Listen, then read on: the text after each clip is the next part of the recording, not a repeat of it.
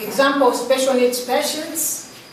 So this just some examples of those patients who have the special needs.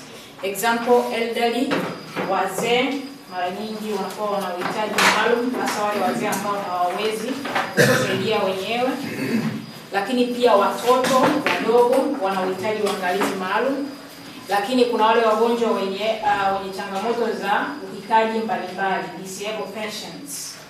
Lakini pia tuna mental ill patients, lakini tuna chronic ill patients, tunawahudumia sana kwa maodini, wanakuwa hawawezi kujisaidia kwa chochote. Kwa hiyo they need our special care. Lakini pia we have sensory impairments patients like blind, deaf, anosmia, etc.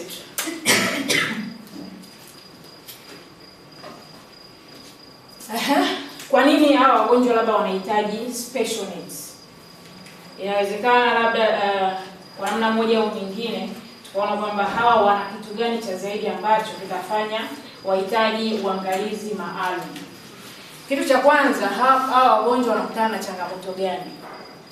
Kutokana na jinsi ambavyo tumeangalia uhitaji wa namna mbalimbali.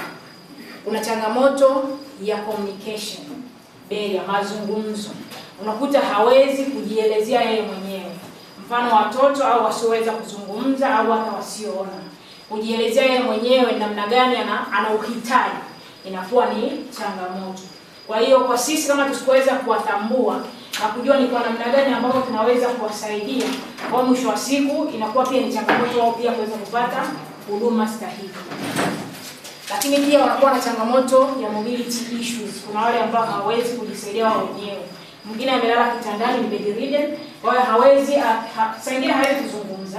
Lakini vile vile kuna wale wengine ambao hawezi kunyanyuka na kutembea. Lakini wale wengine wenye ulemavu tu wakati wote, wanakuwa hawezi kutoka sehemu moja kwenda sehemu nyingine. Lakini pia anxiety and fear, wengine ni waoga.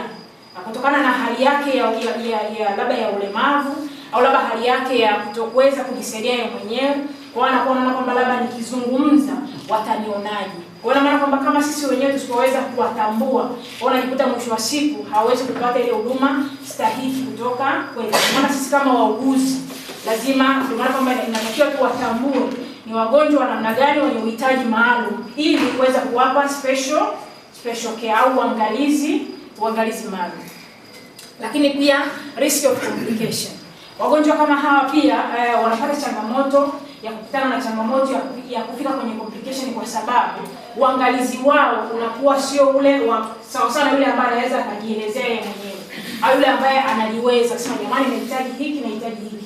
Wao hawa wanakuta kwenye mazingira ya namna hii. Kwa hiyo mwisho wa siku hizi challenge ndio zinafanya kwamba sisi kama wauguzi ni lazima tutambue na tujue kwamba ni namna gani ambavyo wanahitaji kupewa special care.